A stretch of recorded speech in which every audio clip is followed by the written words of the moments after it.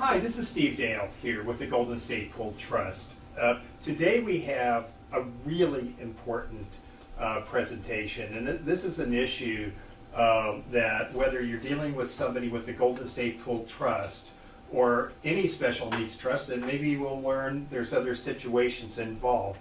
You know, the issue often comes up when we have a caregiver is, when is a caregiver an independent contractor and when are they an employee? And if they are an employee, what kind of compliance do we need to deal with and that sort of thing?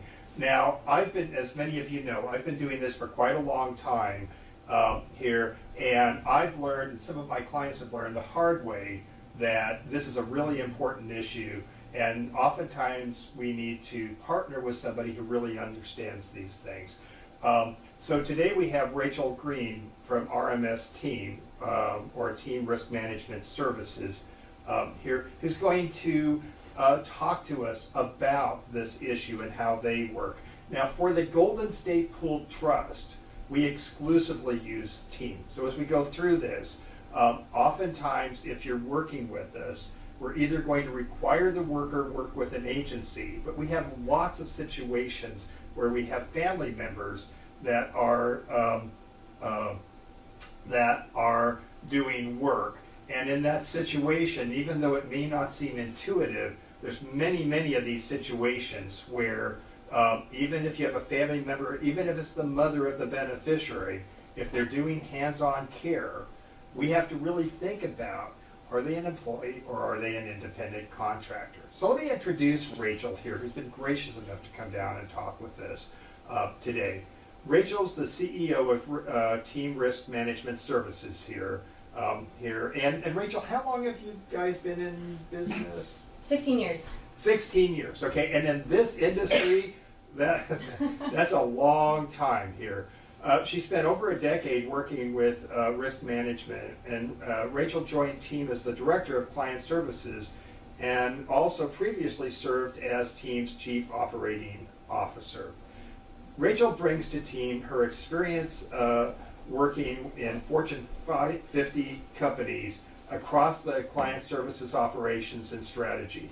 Rachel holds an MBA from the Stanford Graduate School of Business and a BA from Harvard Industries. So anyway, now I will mention, just before we get started here, if you have questions, you can try the chat box, but if you have a problem, and we may be having a problem today, the other way, if you have questions that you would like Rachel to address, you can email Amy at gspt.org. Okay, so anyway, Rachel, I want to thank you so much for coming here today and sharing your knowledge with us here. And I know I learn something every time I hear you or one of the Team RMS folks speak. So, so with that, thank you very much, and let's get started. Oh, one last thing I should mention. For those of you that are watching this for MCLE Credit, we have a form that we use, and also throughout this, we're going to announce codes that we'll do during the presentation here, so you need to write those in. Anyway, with that, Rachel, thank you so much for joining us today. All right, well, thank you so much for having me, Steve. It's always a pleasure to see you and to do these. So, yeah, today we're talking about employment liability and the application for a trust. So what does that really mean? As Steve mentioned, we're talking about the situations when you're paying somebody directly out of the trust. And first today, I want to scare you a little bit, and then tell you why that's not a good idea generally, and then hopefully give you some good solutions for how to handle that in a way that protects the trust and also protects you as a fiduciary. If there's one thing that I want you to leave with today, it's just remembering that employment liability is one of the few things that can actually pierce the veil of a trust. So it's pretty serious business when you have an employment relationship, and you want to make sure you're handling that correctly. So that's what we're going to talk about today. So The first thing to know is that obviously being an employer creates both complexity administratively and risk. Anytime you are paying a service provider, whether that's a caregiver or anybody else, directly from a trust or a guardianship, that creates an employment relationship. And as you can see here, there's a whole host of other things that come along with that. There's the first thing that usually comes to mind when we think about employment is the administrative burden, which is considerable. That's essentially what most of our companies spends their time doing. And the trick with all of these administrative burdens is that failing to do any one of these things can again lead you back to a place where you're opening up the trust or yourself to liability. So that's things like payroll processing, calculating the proper withholdings, registering with the state unemployment agency and paying those taxes appropriately, reporting wages, doing the quarterly filings, payroll taxes, dealing with garnishments. And the other aspect that can really catch trustees off guard is the increasingly complex set of wage and hour laws that you are responsible for keeping up with. This is not typically an area of expertise for the trustees that we work with, and nor should it be. But we have an entire department whose job it is to make sure that we know the 37 different minimum wages that are changing this year at the state and now increasingly the local level, which states have mandated sick leave or mandated disability coverage and how to calculate overtime correctly. Here in our lovely state of California, that is not simple math. There's 40 hours in a week, there's 8 in a day, there's the 7 consecutive day work, overtime, double time. If you mess up any of those things, that's an opening where someone can come back at you if they want to.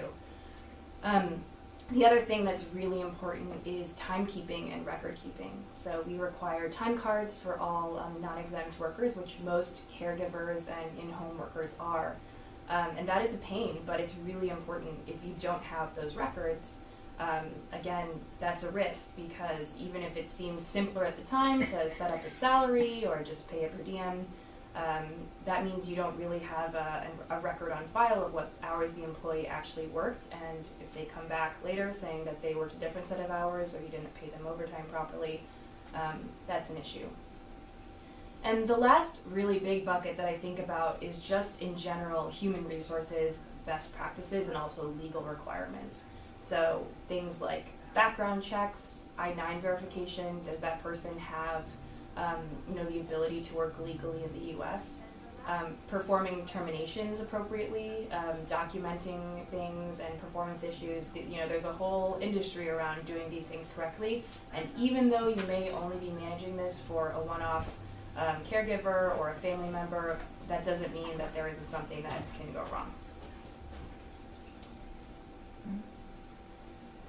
So speaking of things that can go wrong, even if you do all of those things absolutely perfectly, you still have liability as an employer. And that includes for the trust, for your client, and for you as the fiduciary. There's a few examples here on the screen. Workplace injury is something that we'll touch on in more detail later on in the presentation. It's very common, especially with in-home caregivers, and we'll talk about why. Things like sexual harassment or a hostile work environment, discrimination, retaliation, those are all things that can happen. And we talked about unpaid wages. Employee theft and crime is something that can be an issue. We've had employees that have stolen from the client. We had a caretaker of an elderly gentleman who had access to his credit card and was using that to go shopping and get her nails done. These are all things that an employer can insure against. It's hard to do sometimes on an individual basis, but this is also just a short list of the potential things that can go wrong when you have a direct employee. So the very first step in kind of quantifying this risk and handling it is to really do the hard work of determining when you have an employee. And that is something that we spend a lot of time with our clients on. So the step one is any money paid to an individual providing services to a client is taxable. That is not the beneficiary, is taxable income to that person. So they're either an employee or they're an independent contractor. And I'll give away the punchline now, but most of the time they're an employee. So we had a new client that was working with us years back, and we asked, do you have any, are you paying, do you have any employees of this trust? And she said, no, we don't. I mean, we pay $1,000 to the grandmother every month so she can buy things for the beneficiary, but we don't have any employees. And that's a little bit problematic, unless you're getting, it's a reimbursement and you have receipts. If you are just distributing money to someone from the trust on a regular basis, you need to look at that. So I would encourage everyone to go back, look at all of your accounts, and review anytime you're making a regular and ongoing disbursement to an individual, not a company, but an individual. That's someone who either needs to be getting a 1099 if you're paying them over $600 in a year, or they need to be an employee, and that means W-2, workers' comp insurance, and the whole 9 yards. The sneaky thing about employment liability is that a lot of these things are hard to do, and sometimes they cost money and they cost extra time. And by the way, the employee might not want to go through these steps. They might prefer to get paid in cash, which can be fine for a time, but then all of a sudden one day it won't be fine, and that will be the time when the person gets let go or something happens that they don't like, and suddenly you're in a position that you don't want to be in. So let's spend a little bit more time about that second order determination, which is, okay, you know that person's either an employee or an independent contractor. Now, how are you supposed to tell which they are? So this is a really important takeaway. We're going to spend some time here. Please do not misclassify caregivers and companions as independent contractors when they shouldn't be. If you're not sure, you should consult an employment attorney, which I am not, by the way, but I will give my 2 cents here. So there's lots of different ways and sets of guidelines out there to determine this separation between employees and independent contractors. And unfortunately, there's no one simple way to do it. Well, what I have here on the slide is the Department of Labor's 6-factor test. And we'll go through each of these, but the general rule is these 2 ideas of economic dependence and then this idea of really being in business for yourself. So if someone is economically dependent on the job they're doing, that someone is likely an employee. If someone is really in business for him or herself and has lots of clients they serve and can give or take a given assignment, that's a different situation. So let's talk about these 6 factors. So the first one is the work an integral part of the employer's business? A simple example here is if you have a cake decorating business, if you pay someone to put up a sign over the front of your shop, they come, they do that, they go, that's likely a contractor. If you're paying someone to bake the cakes every day and decorate them, that is an integral part of your business. That is likely not an independent contractor. Number 2 is, does the worker's managerial skill affect their opportunity for profit or loss? So this does not equal the decision about whether to take a shift or work overtime, because yes, that does impact how much money they're taking home. But these are decisions like, are they deciding whether to purchase materials and equipment, to advertise, to rent space, to manage their schedule? These are managerial type of decisions that people who are in business for themselves make. If you're telling them where to show up and what to do and how things are going to go, that is likely an employee. So 3, we can talk a little bit about this pickle that's on the slide. This is a case actually from the 80s that involved a pickle farm, I think the Lordson Pickle Farm, and there was a question as to whether they employed a bunch of migrant workers to pick the pickles. And they ended up finding that those should have been employees and not independent contractors, and one of the reasons why was they were trying to say that, well, the workers supply their own gloves, so they've invested in this work, and it was really found that does not constitute a capital investment. Everything else from the farm equipment, the land and seed and fertilizer, that was supplied by the defendants, and so that was one of the reasons why they were found to be actually employees. What's in the blue box there, getting back to number 1, is also regarding the picking of the pickles being an integral part of the employer's business. That also did not help. 4 is about special skill and initiative. So does the work being performed require special skill and initiative?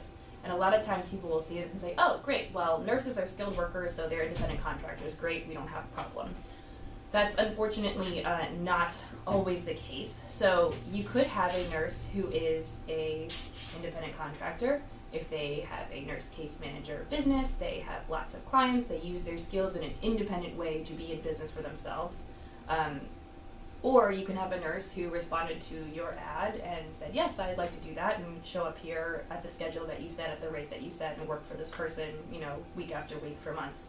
That person, although they are a skilled worker, they're not using their skills in a specialized fashion, and they would be an employee. 5 is the relationship between the worker and the employer. Is this permanent or indefinite? So length of engagement can definitely play into this. If you're hiring a contractor to come and paint your house or do a remodel, they might be working for a couple months, but then when they have finished the job, they're done. If you are paying someone to come and provide care to someone in your family 5 days a week for months and years doing that job, that long engagement is more likely to suggest an employment relationship. And 6 is the nature and degree of control.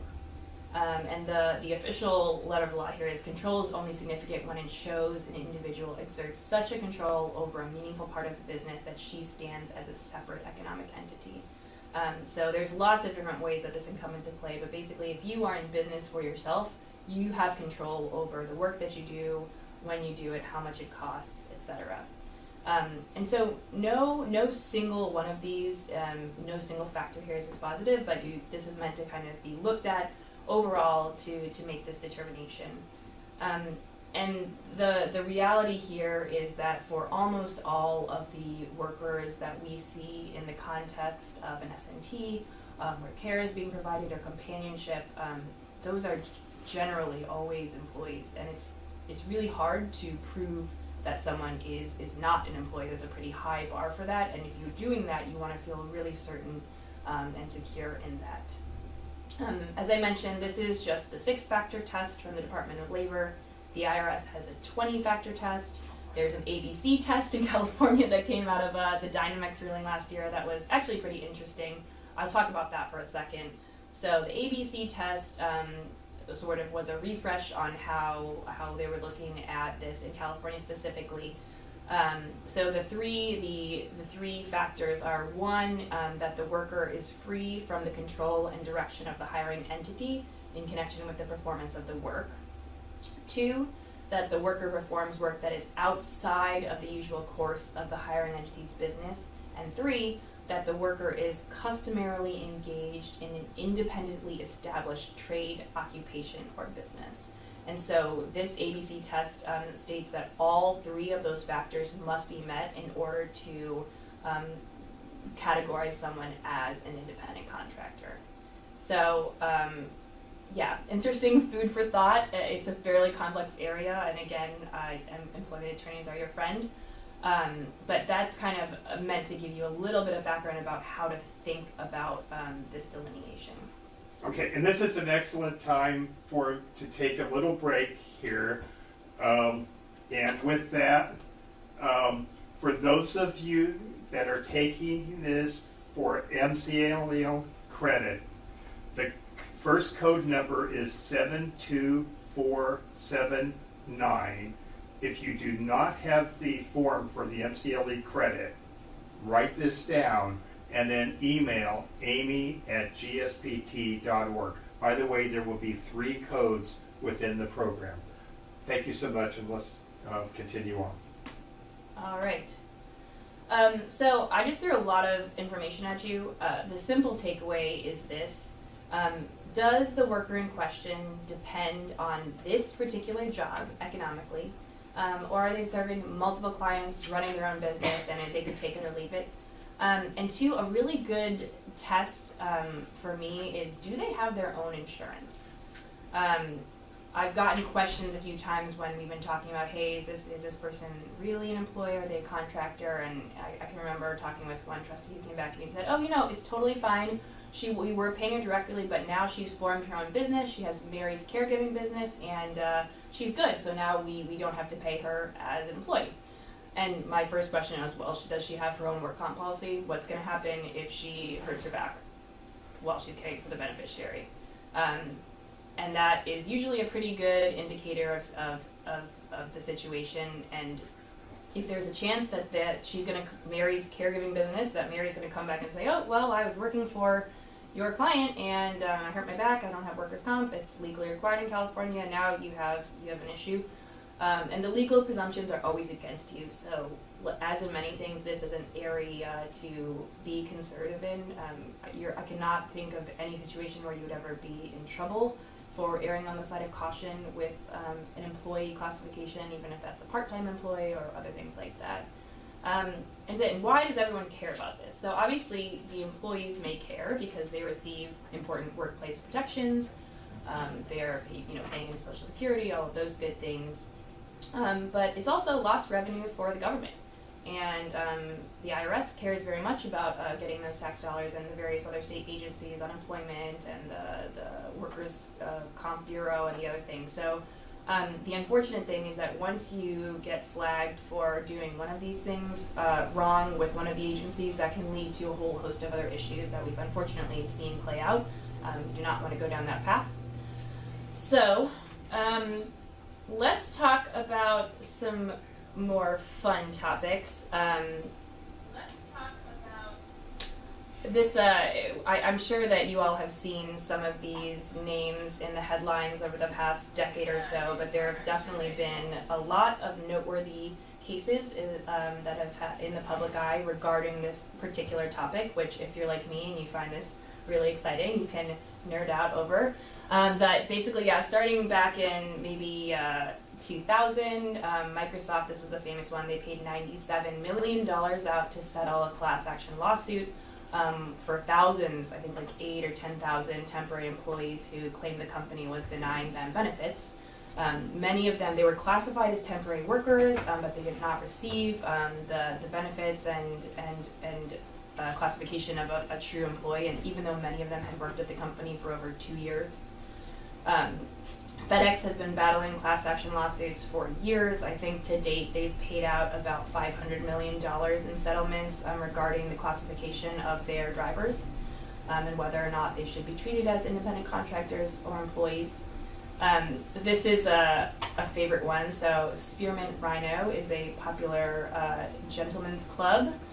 This is a pretty common issue in this industry, actually. In 2012, they paid out almost $13 million to dancers who claimed they were being denied wages and benefits due to the club's practice of misclassifying them as independent contractors. And what was important in this case was really the degree of control. They were subject to a battery of different rules and fines of what they could do and didn't do. And that was, they were ultimately determined to be employees. Lowe's also paid off, I think, over $6 million in 2014 for the workers that they had installing appliances and doing renovations. They were classifying them as independent contractors. The workers argued that they should have been employees. Again, this was to do with the degree of control that Lowe's exercised over all aspects of the installation work. They were requiring them to identify themselves as working for Lowe's. They wore a Lowe's uniform. They had to attend mandatory training. So they argued really Lowe's had control, meaningful control over the work that they were doing. This has also been obviously a very hot topic with Lyft and Uber and all of those companies. This is a big part of their business model. Lyft paid $27 million to settle an independent contractor lawsuit in 2017. They claimed that they should have been entitled to reimbursement for expenses like gas and maintenance. However, they paid the settlement out, but part of the settlement was that they did continue the practice of classifying as independent contractors. Grubhub was a really interesting one. The judge originally ruled that Grubhub did not exert the necessary control to support a true employee status. The plaintiff's attorney has since filed an appeal. And Super Shuttle, this was actually in January. The National Labor Relations Board ruled that their shuttle van drivers, these are the vans that pick you up and take you to the airport, kind of a low-tech version of Uber or Lyft. They ruled that the van drivers were actually not employees, and this was based on the fact that the drivers have total autonomy to set their own schedule. So basically, they can decide when they feel like driving. They can log into the tool and pick up a route if they feel like it. The other aspect that was considered was that they supply the vans, so they have a hefty financial investment in their work, which proved what they called significant entrepreneurial opportunity. And then actually just 2 weeks ago, Uber agreed to pay $20 million to settle a class action lawsuit for drivers in California and Massachusetts over the past 10 years. So these are more sort of just fun things to talk about, but the takeaway here is obviously this is very different than the situation that you're dealing with. These are huge companies with millions of dollars and tons of lawyers to throw out these kind of things. You don't want to have this issue, and quite frankly, it's just not worth the gamble. Just one caregiver with one issue could be extremely time-consuming and pretty devastating in the impact. So that's something that we want to avoid. So, at the risk of sounding like a broken record, I think this is really maybe the most salient point. It is the realities of the job that's being performed that determines employee or independent contractor status, and not any of these other things, which, by the way, people often give to me as reasons why someone should be an independent contractor. It does not matter if you call them an independent contractor. It does not matter if the worker has said that he wants to be an independent contractor. It does not matter if you have a contract that both of you have signed saying that the worker is an independent contractor, or if you issue them a 1099.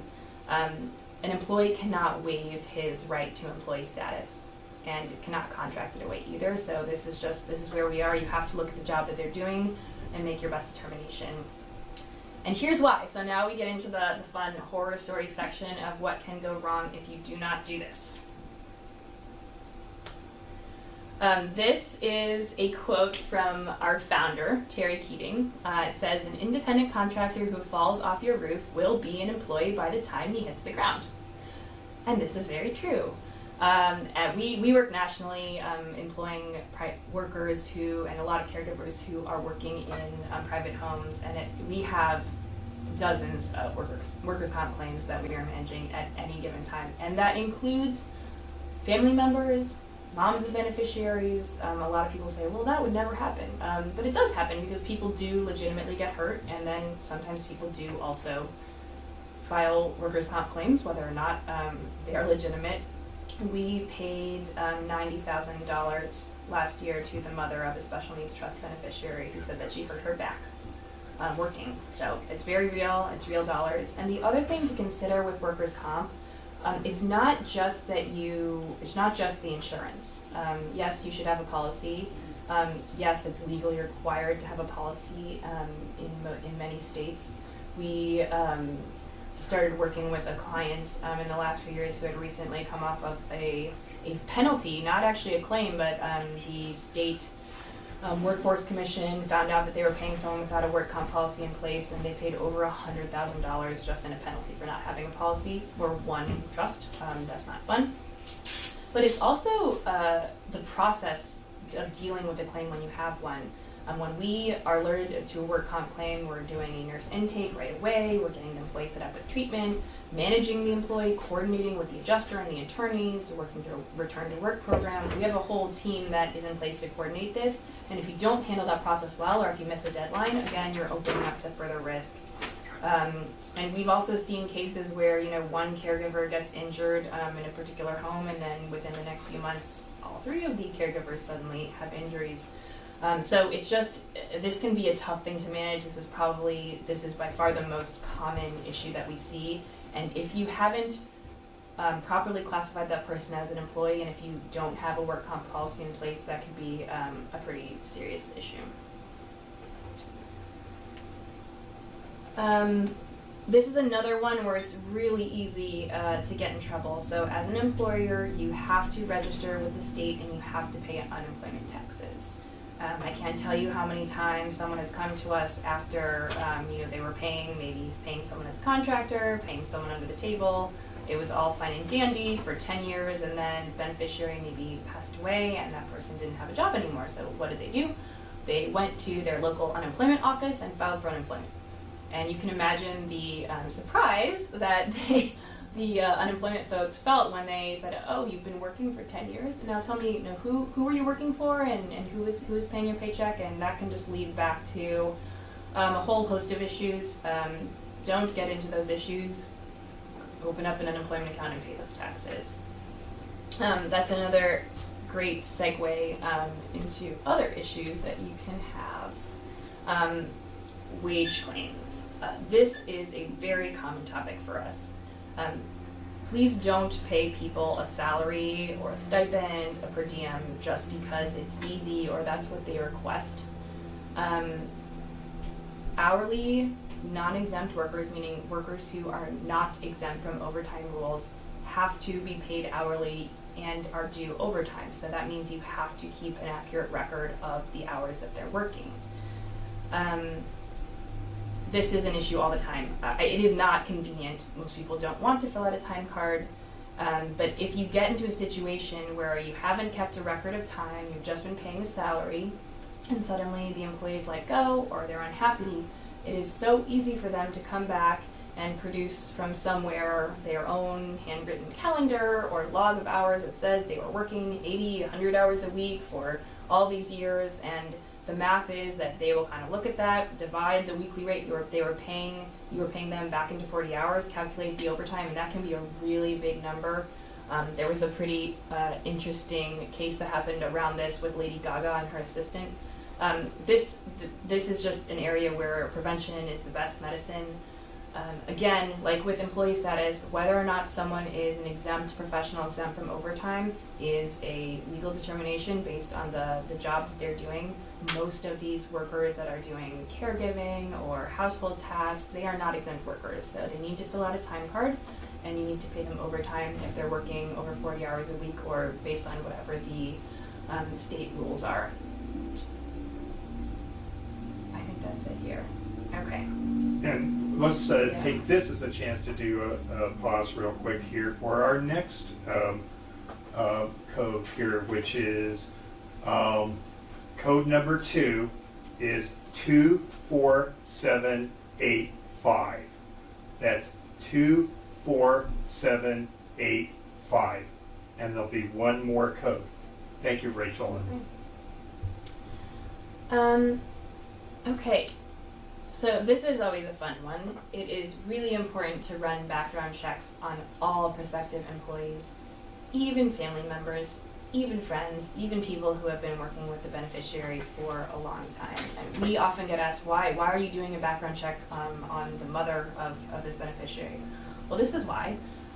We've been asked to hire people who have been convicted of second-degree murder, who have been paroled in the last couple of months for kidnapping and aggravated sexual assault. These do not make great employees. These are really often vulnerable individuals and situations that where people have access to a lot of things. We're always looking out for fraud, neglect, abuse, any of those red flags. And it's always the biggest giveaway is someone will say, well, my record's perfect, but why are you doing this background check? I want to ask more about this background check. But yeah, nothing of concern here. So always do a background check. It doesn't mean, and when you do the background check, it doesn't mean that you have to make a black or white determination based on what's in there.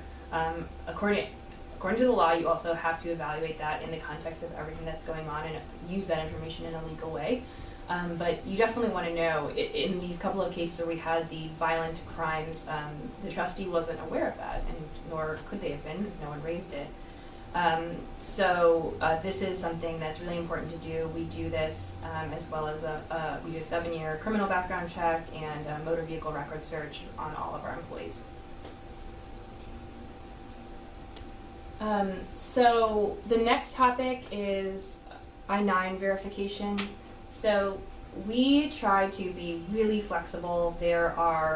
Every situation that we work in is different. Every home is different. Every work need is different. But one thing that you really can't be flexible on is people need to have legal ability to work in the U.S. So the I-9 is important. You need to do that. It's pretty black and white there. Insurance. So an insurance policy never covers what you think it does. This is sad but true. A lot of times people will say, "Oh, don't worry, we have a homeowner's policy, and that's going to cover whatever happens." But we also get frantic calls from people who realize after there's been an injury that there was conveniently in small print, a little exclusion for employees in the home, which is often the case. So you really want to make sure you read that policy and you understand what it covers. Injuries are not the only thing that happen. As we've talked about, we also have employment practices liability insurance. Unfortunately, we have some families we work with. There are people with questionable judgment. This is one of my favorite / least favorite stories. A mother, a beneficiary, called us and said, "Oh, don't pay Jane this week. I have terminated her. I fired her. She no longer works here." And we said, "Oh gosh, we wish you had called us first, but what happened? Why did you let her go?" And the mother said, "Oh, well, she told me she was pregnant, and obviously I can't have her working here." And we, take a pause, deep breath, but yeah, that's obviously illegal. We've also had families who have decided they don't want, workers of a certain race. I mean, there's all kinds of things. That is an issue. So another thing to avoid. All right, so I want to talk a little bit now. Well, I've told you everything not to do, and now I'd like to talk a little bit about maybe what you should do and what are the options for dealing with this in a compliant manner. And this is going to focus really on caregiving, because I think that's the most common application that we see, particularly in this space. But really, just remember that everything here applies across the board, whether that's a personal assistant, or a driver, or a nanny, or a property maintenance person. It's anyone that you are paying directly from the trust. That's the world that we're living in here. But specific to caregiving, there are options. So Steve mentioned this. One good option is to use a home care agency. So this is a great option if you don't know the specific person that you want providing the care. They will obviously provide you with caregivers. And in this case, the agency is the employer. So you're golden. Trust is protected from a liability perspective. The agency is responsible for doing all of the things that we just spent the last 40 minutes talking about, and they hold the liability.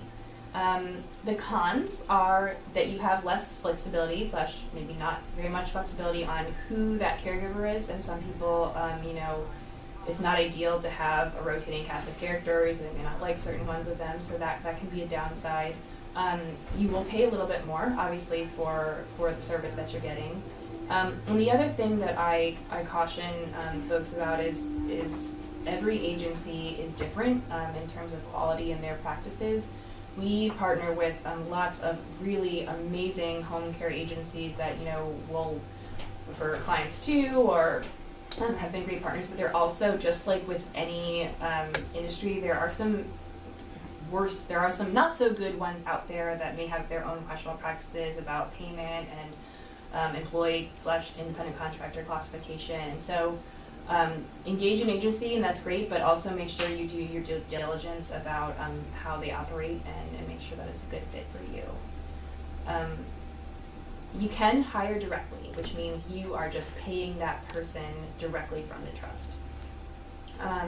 You do take on some risk, and I would, in general, caution people against doing this, but in some cases, if that's the best option, there are some things that you can do to mitigate the risk. So first of all, obviously it's great because you get to choose, the clients get to choose who they're working with.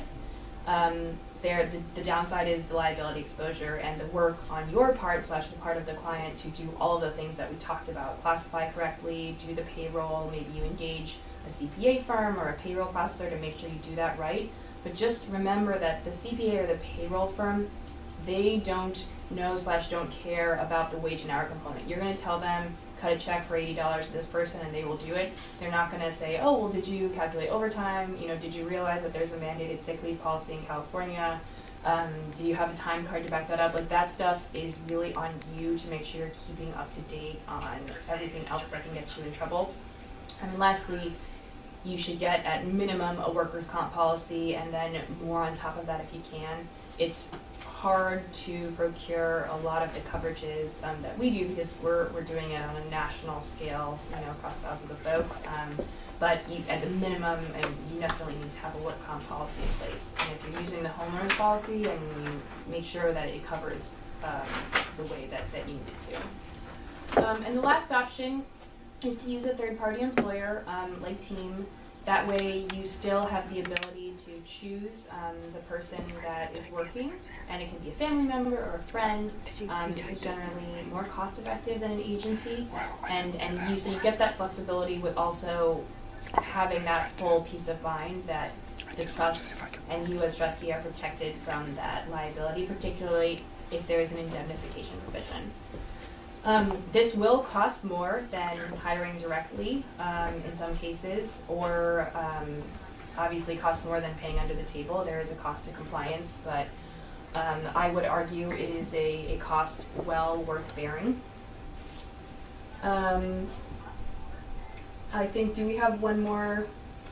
And we do have one more code, so let's go ahead and do that. Hang on just a minute. Here, so that's always good. The right one. Okay, so our last code here is 17489. That's 17489. Thank you so much. And Steve, I think I've gotten to the end of my So we're ready for slides, questions, ready for huh? questions. Okay, hang on just a minute. Here, and let me get set up, and let's go to the question part of that. Hang on just a minute, Amy. Hang on, we just need to do a little something here.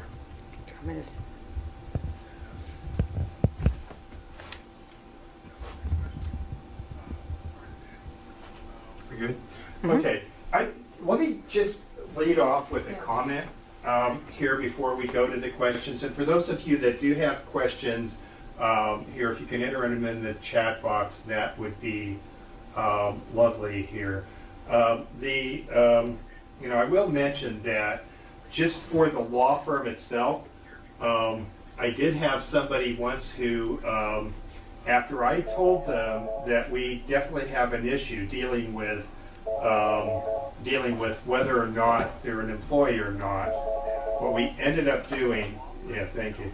What ended up happening is the person went ahead anyway and ended up having to write, I believe it was an $85,000 check here. And what he had been doing is just hiring somebody that was taking care of his sister, but he was the conservator. So this is one of these things where we're not talking about theoretical, we're talking about real life stuff. And what happened in this case, and I think it happens in a lot of cases, is there was a dispute between the conservator and the worker, and from as far as I can see, when there's a tie, the worker seems to win. Any comment on that? Yeah, I mean, that just gets back to the burden of proof, and that is always on the entity that should have or could have or would have been the employer.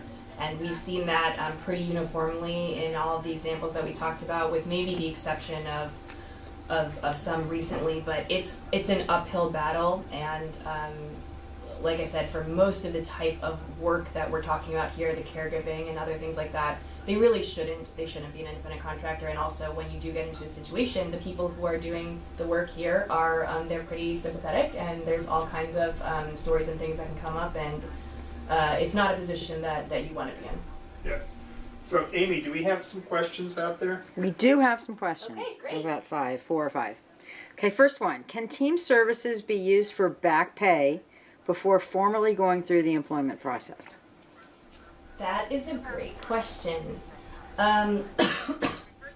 So, in general, it is not a good idea not to pay people who are working. That will make them upset and more likely to bring up issues.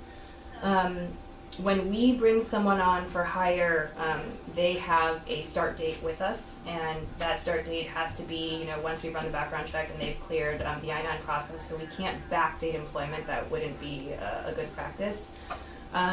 In sometimes when it takes maybe a week to, or some time to get the paperwork done and get it set up, and maybe we are able to make, it's almost like a signing bonus payment on as soon as they cleared for hire, and it's additional services, it's withheld at a supplemental rate, but it's not tied. We can't say, oh yes, you worked for us in these previous weeks, and so we're now paying you for that. But we can always pay any sort of extra or additional bonus amount at that point or at any other point during the process. So that's usually how we handle that. And I know it's really common here with GSBT, and I will mention we exclusively use team services here at Golden State Gold Trust. So you'll find that, and these are issues that, for instance, if you're an attorney or if you're somebody who's looking at joining GSBT, this is something we really want to thoroughly explore before you join this. Maybe you could follow up with that a little bit. For the fiduciary, okay? So for instance, let's say the fiduciary just kind of spaces the whole thing out here and gets a request here to pay for somebody for, let's say, helping somebody in and out of bed and helping them maybe with some of their activities of daily living. What is the hazard to the trustee at this point? Yeah, that's a great question. So if you are, as a trustee, making direct disbursements, and I don't know this person that's helping with the ADLs if they're getting paid cash or what's happening, but that is not a great situation, not only for the trust but also for you personally, because you are within that circle of liability if something goes wrong. If that person is lifting the beneficiary out of bed and they tweak their back, or if they talk to a smart friend who maybe knows a little bit of something about employment law, and they say, oh wow, they're not getting you a W-2, they're not withholding, is there insurance in place, do you even have access to, would you be able to file for unemployment? That can spark an idea with them to do any number of things, and rightfully so. If you are paying that person to do that type of work, chances are they really should be an employee, and so there is a whole host of issues that can come at you from a regulatory and a legal perspective. But Rachel, I didn't hire this person. Mom went and hired this person. All I did is write the check. Now, obviously, I don't have any liability, right? That's exactly it. So the chain of liability will follow the money, and if you are the trustee of the trust and you write the check, you better believe that that's where everyone interested will follow that trail back to, and also it's probably the deepest pocket. So if you have a good attorney and they're looking for a way to make it happen, you definitely have liability in that situation. It doesn't matter, by the way, if you also write a check to the mom who then pays the caregiver, so that doesn't save you because the money ultimately came from the trust. By the way, this is a little bit why your trustee and the board at the Golden State Pool Trust is a little freaked out and take these things very seriously when we talk about paying for care, because not only is it the right thing to do, there's liability to the trust and the trustee, and that's just not something that we're going to do. Amy, do we have any other questions here? Yeah, we have a question. How does one set salary? That's a really great question. So there's all different kinds of ways you can do that. A lot of times these are court ordered, and so that's pretty straightforward. And I also want to clarify, salary is a loaded word. We can talk about that. But if you're talking about determining pay rates, basically there's a floor. You're never, well, not never, but you're not likely to get in trouble for paying too generously, although obviously you have obligations beyond this as a fiduciary. But from an employment perspective, you need to make sure that you are meeting the floor of minimum wage and overtime requirements. Those are biggies. We see those have issues all the time. And then beyond that, there are tools available in terms of determining what's appropriate. Certainly, if you work with us, or even if you don't, we're happy to. We provide a lot of sort of wage benchmarking surveys. So you'll tell us what type of work's being done, what's the general area. But that's stuff that's also publicly available. You can go on a website and just figure out some median salary ranges. But back to the other point on salary, again, you probably shouldn't be paying someone a salary if they are an exempt worker. So just wanted to clarify that too. Okay, so just kind of following up on that a little Sure. bit here. This is how we work at the Golden State Pool Trust. I mean, it's always kind of an issue, especially when we have like a family member. We might talk about specifically about family members in a we can talk bit about that. here, but the question always is, how do you put a value on mom's care? And I'll just tell you a couple of things we do, and maybe you can help Yeah. us with this. That's always a tough situation. Now, at a certain level, we have a number of taskmasters that we have to deal with. So, for instance, when we're dealing with the courts, we can't really be very cavalier about how we're going to set those rates. Almost always, we will ask for a care manager or an outside group to go out and do an assessment, really about what the needs are, really define. And, you know, part of what we're looking at is what kind of care is mom giving above that of a normal child here. The other thing we would look at is the number of hours, and then the other thing on top of that is what would it cost us to have those same services done at that same level if we pay for these here with an outside service. The other thing we do, especially with court-ordered cases, so if it's a court-ordered case, in all likelihood, subject to the legal team looking at this and my calling Rachel and asking her, what the hell should I do? Which I do on occasion here, is, you know, with these things, if it's a court-ordered case, we may very well want to petition the court, because this could be considered an unusual transaction. So the other thing for you attorneys out there that are working with us, that are referring cases to us, if you know there's going to be caregiving, it's probably best to let us know ahead of time. And even when you're doing the petition to establish the trust account, or if you're just doing this as, you know, not with the pool trust, if you're doing this through a 3600 petition, the best practice here is to lay it out in your petition that we intend to pay mom for 30 hours of work a week. Here, we intend to do it at this rate. Here's a copy of the care manager's assessment, and then get permission if we can. Rachel, have any thoughts on that? Or Yeah, no, you laid that out really well, and honestly, a lot of the art and science of that is more in your world than ours. The one thing I would mention is that we're happy to consult or be a part of providing you with information or estimates on cost when you are going through the petition process.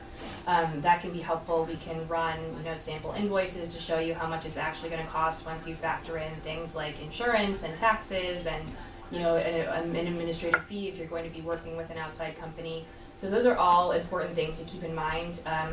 It's also a good idea to just have a little bit of a basic primer of applicable employment law when you are going to the court, because the folks there might not be employment experts, and you definitely don't want the approval written in such a way that it's going to box you in, or you're going to need to go back and get approval every time there's a minimum wage increase. So it's good to have some of these things in the back of your mind when you are petitioning the court.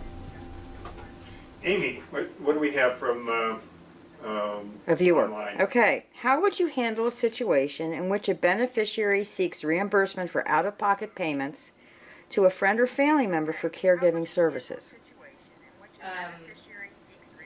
Yeah, I mean, I think that would fall squarely into the category of everything that we're doing here. I would encourage them to not pay them directly and get reimbursed. That's a situation where, again, they and you have liability, and I would set it up so that they need to run those type of agreements or those type of payments through you, and I would bring that person on, that friend or family member, as a proper employee using one of the methods that we talked about.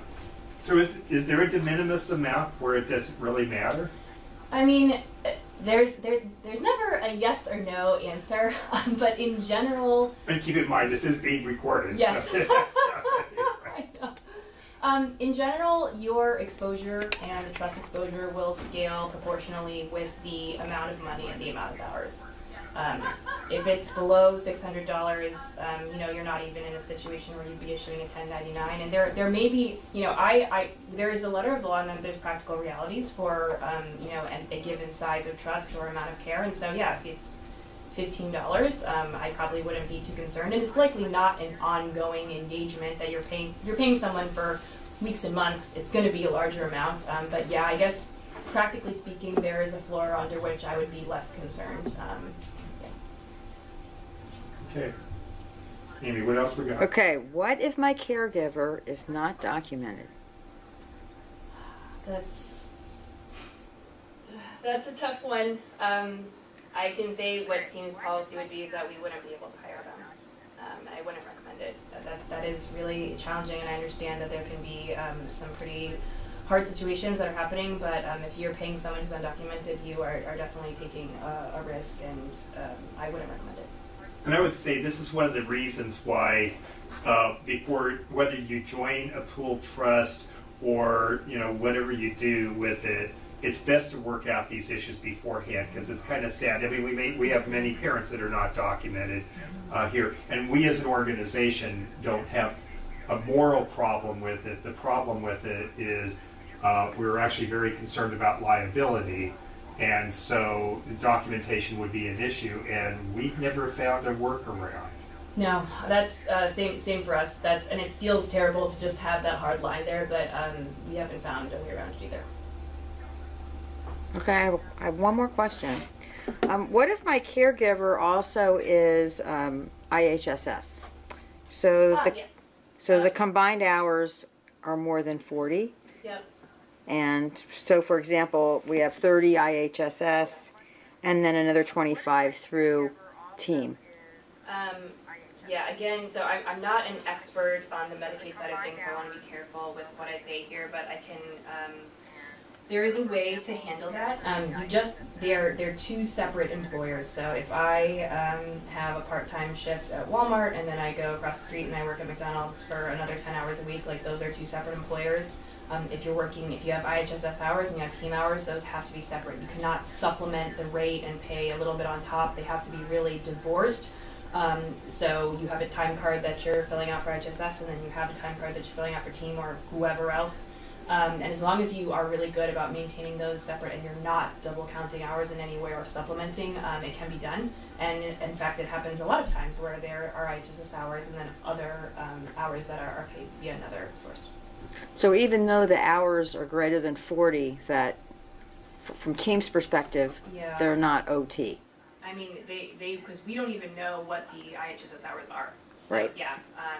Now, what you choose to do in terms of compensating that worker, you have a lot of flexibility, and a lot of times we'll be paying a higher rate than IHSS, or we'll be doing bonuses or other things just to make sure that it's fair and everyone's happy. But from our perspective, we are only aware of the hours that are submitted to us. So I think what occurred to me, and we get a lot of these situations. I mean, and Rachel, you've been doing this for some time. We have some incredible parents who give. It's not unusual for them to do 20 hours a day of work, and they may be doing IHSS, and they may be also on the payroll. So what we're learning is we keep it separate. Now, the other thing we might look at is this really safe? Yeah, that's another really good topic, and caregiver burnout is very much real. If someone is consistently providing 20 hours a day of care, that's likely not sustainable. So a lot of times people will use team to employ mom or dad, but also have an agency to just provide a few hours of respite care a week that can make a huge amount of difference, and also for backup. People get sick, things happen, and if you have someone who needs care 24/7, you really want to have a backup in place, whether that's an agency on call, or we also often will clear a couple other family members or just somebody else for hire, so their paperwork is done, they're ready to go. You don't pay anything for them until they work, but if mom is sick or if something happens, you can call, aunt or cousin to come in and work for a few hours. That works well. Let's talk about one of my favorite subjects. I think we've talked about this before. I wrote a paper a long time ago, which I can't even find, so I need to write it again, called The Invisible Mother. I think I might have that. Yeah, you actually, and I'll tell you where it came from. A lot of us that have been doing this for some time at least when I started doing this work, there was no guidance. I had absolutely no idea what I was doing, but we just did it anyway. And I had one of my very first cases, I had a parent with a pretty intensely disabled child medically. As it turns out, cognitively, she's done well, and she is doing well. And at first, when she didn't join the trust, she did a separate trust here. She absolutely insisted that she did not want to get paid, and we were looking at how we were going to do that. Well, the thing that I learned from it is later when the child got to be 20 years old and left the home here, and so, which was fine, she worked very hard to make her child independent. The problem we ran into is she went to go apply for a job, and what she found out is she had no work history, she had no Social Security, she had nothing. She basically did not exist. Yeah. What are the things that team has dealing with these kind of issues? Because I will mention this. Our focus is always primarily on the beneficiary, but I gotta tell you, the caregivers come to a really close second, especially when we're dealing with family. That's a great point, Steve, and I'm glad you brought that up. It's not always front of mind for the employees or the people who are doing this work, but absolutely in the long run, it is much better to have a documented pay history. If it may feel great in the moment to get paid in cash and not have to pay taxes, there's plenty of other issues with that, but when you are properly classified as an employee and you have a W-2, you have a place that can be called if you're applying for a loan or you need someone to verify your employment or your income. You have that information available. You are paying into Medicare and Social Security. You qualify for unemployment benefits, which is a big deal because you deserve those if your work situation ends. And then other times, if you are employed through a third-party employer or a company like Team, there are other things that are pretty important that you have access to as well. We just rolled out a 401k plan for all employees after 6 months. They can contribute via payroll deduction.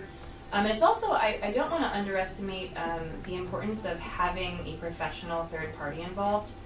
These are complex situations, and sometimes long-term relationships, there's a lot of just intimate work that's being done here. And if there is an HR issue, if there is something that's a situation that's causing discomfort or even that's cause for concern, having someone to call to say, hey, I'm not comfortable with this, or something's going on that I'm not really sure if it's right.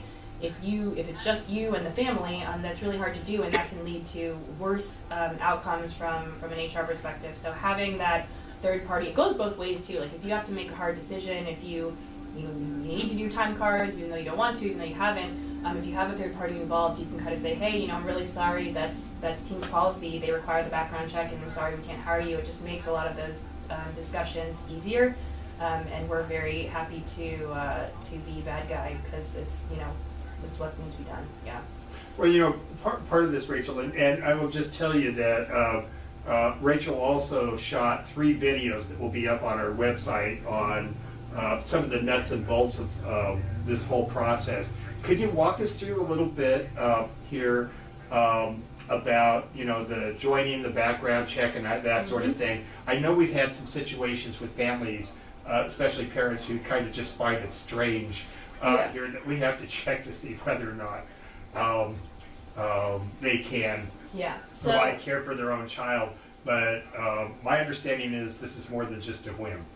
Yeah, no, it's so the hiring process is pretty simple, and I'm just talking about Team specifically what we do. Once we consider someone recommended for hire, whether it's a family member or it's someone that the client or you has found, we are doing 2 things really. We are running them through a 7-year criminal background check and motor vehicle record search, and 2, we're doing the I-9 verification, and that's the process by which we confirm that they have valid documents and legal work status here. And that's it. The fitness for the job and other things is really up to you. That's where the flexibility piece comes in. But yeah, why do we do this? Because it's important. There are things in there. There are things in the background check that relate to the job that would cause concern. I mentioned any instance of fraud or elder abuse or child abuse, and obviously violent crimes or anything. If you wouldn't want that person working in your home, you don't want them working in your client's home, and it creates an issue and it creates liability. But I will say, people get scared about the background check sometimes. It is not the fact that if there is anything at all on your record ever that you cannot work. We, as is required by law, we take into consideration all factors. This is one piece of the employment puzzle. So, if you have a minor offense from 10 years ago and you're the dedicated mother of this special needs trust beneficiary who's been providing loving and amazing care to them for 20 years, we take that into consideration. But if you were in jail last year for child abuse or other things, then we also take that into consideration. So it depends. It's the whole picture, but this is a really important part of the picture that you just need to check the box on. So, and I'll just mention for attorneys that are referring folks to GSBT where this is an issue, or once again, hopefully this is useful for anybody, whether you're using a private fiduciary, corporate trustee. I know a lot of corporate trustees use your services here. I think it's the same issue, that if there's a question about this here, that you might want to do the background check before the funds actually go into the trust itself, because this is something that we have some cases where this is going to be really important and we just need to make sure it's going to be okay. So, now, Rachel, with this, how about a situation? I'm already the IHSS worker. They already put me through a background check. Yeah. Do I really have to do this again? You have such great questions, Steve. Well, no, I've heard all the questions. So. Yes. So it's just like, I'll use the same analogy, but different employers are different. And if I've gotten a background check to work here at the Deal Law Firm, and then I go and I want to get another job down the street, they don't really care if you've done a background check. They don't know what the contents was, and they don't know if it was even done or done properly. So every separate employer has to do their own background check, and I know personally we would never be willing to bring someone on without doing it ourselves. Right.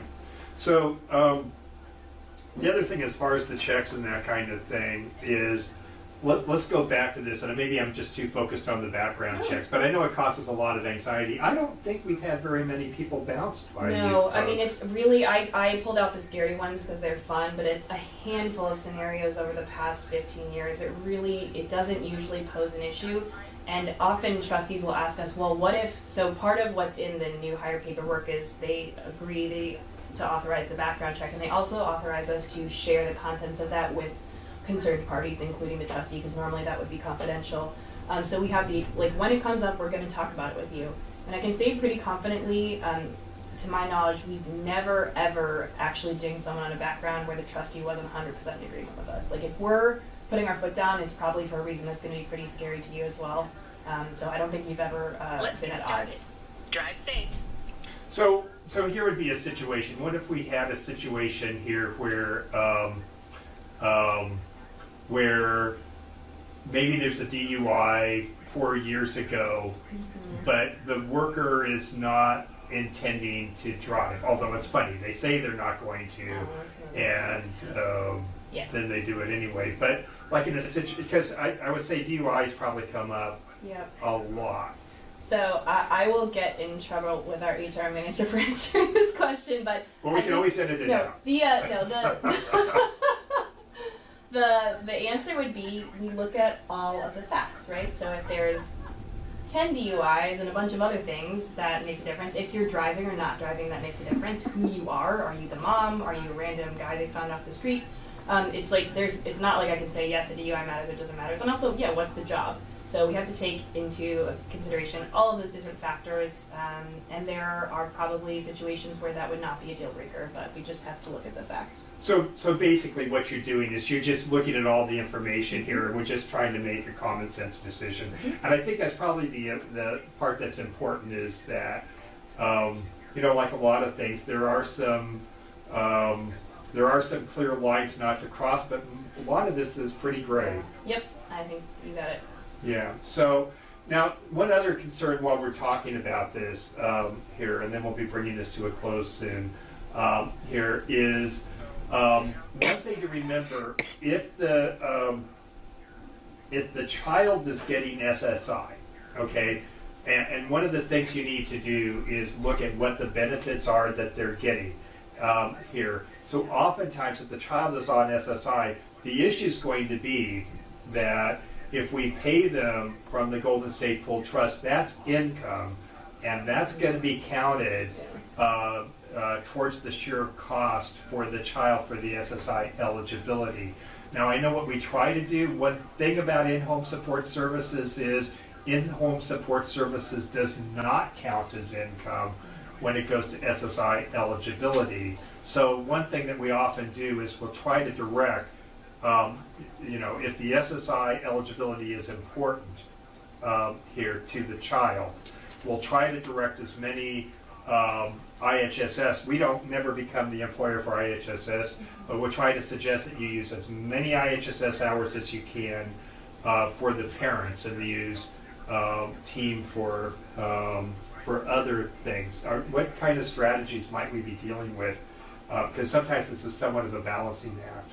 Yeah, and I'll be honest, this is something that we work on in conjunction with our trustees. I'm not an SSI expert by any means, but yeah, I think there's a structure of rules that we adhere to, and then within that, I think the takeaway is we can be pretty flexible and creative, and we specialize in this. This is all. We don't do payroll for companies or other things, so we know that every situation is different, and if there are limits we need to stay under, or things we need to do, we'll structure it. We'll work with you to structure it accordingly to make sure that the goals are met. So here's the important takeaway for those of you that are watching that are attorneys, and part of the reason we're bringing this to you here is so that you can better counsel your clients, not only if you're referring them to GSPT, but if you're working with what I like to say a lesser pool trust or a fiduciary or corporate trustee, or the rules are pretty much the same here. When it comes to benefits and that kind of thing, because there's waivers and there's exemptions, there's all sorts of stuff. These are not easy equations, but this could be really important for family here. So anyway, Amy, I think we're out of questions at this point. We are good. The going back to this, I will tell you for myself that team has been a great resource, not only for serving beneficiaries at GSPT, but also at the Dale law firm here. They've also been really good about trying to help us through situations where we have questions about, is this an employee, is this not an employee? A lot of this is managing risk. As it says right there, it's risk management strategies. My strategy is to keep my name out of a lawsuit and the Golden State Pool Trust out of a lawsuit. I will say that Rachel and her team have been very responsive here, and so if people do have questions, definitely, yeah, just let me know. My contact information is up there, and you can feel free to call me directly or call anyone at team. We'll be happy to chat. So it's time to bring this home here. So Rachel, last word for you. And you might just mention, obviously you love the Golden State Pool Trust, but yes. You work with other folks, right? Yes.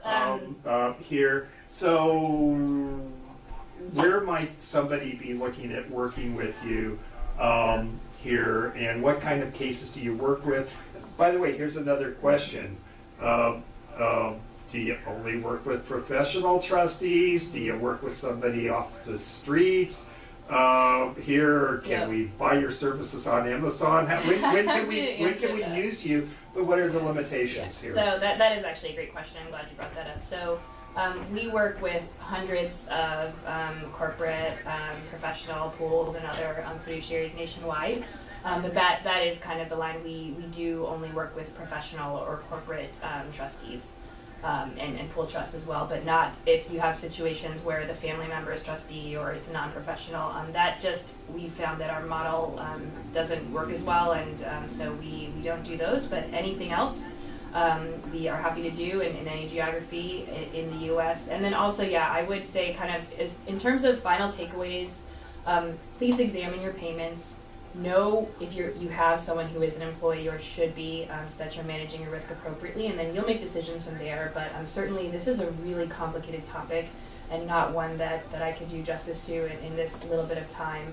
But hopefully sparked a couple ideas, and then if you do have situations you're concerned about, give us a call. We'll be happy to chat. The advice is free, so it's worth what you paid for it, but we'll at least be happy to point you in the right direction, and certainly if it's complicated, recommend involving an employment attorney. But yeah, don't pay salaries when you shouldn't, pay people as employees when they should be, and keep your records, and let us know if you have any questions. Fantastic, and I know there's more we certainly could cover, but this is an important part of the whole process. Anyway, Rachel, I want to thank you so much for sharing your knowledge with us, and the good work you've done, not only for the Golden State Pool Trust, but also for the fiduciaries we work with. I want to mention this in closing. Once again, this is part of a series of MCLE programs. If you are interested in MCLE Credit, and if you do not have the forms, we have specific forms for this. Email amy@gspt.org to get on our mailing list, and she can also send you the materials for today, as well as the evaluation sheet, which we do appreciate the evaluation sheet, but more importantly the MCLE application. And this is good for California State Bar Credit here through the State Bar, and it also is good for trustees. So in closing today, we have more programs coming up. We are putting out about 1 or 2 of these things a month. With this, we do have a playlist, and I think we have about eight programs right now. They're all free here to watch. And part of this, the reason that we do this, is we are dependent on the attorneys and the professionals to make referrals to us. And part of what we want to do is, help you with your practice to be able to have relevant information to work with your clients, so you can work through all the complications that are involved in trying to decide, what course to take, and also what trustee or trustee model works best for you. Now, the next program that we are going to be announcing very soon is we're going to be doing a very special program coming up with Dante Allen, the Executive Director of Cal Able here, and that should be something pretty interesting. April 16th. On April 16th, so that's something to mark your calendars for. There will be a limited amount of space on board. We'll have an audience for that. So once again, Rachel, I want to thank you so much. For those of you that are watching here, fill out your MCLE sheets, send those to Amy here. And otherwise, I want to wish you a great day and happy advocating.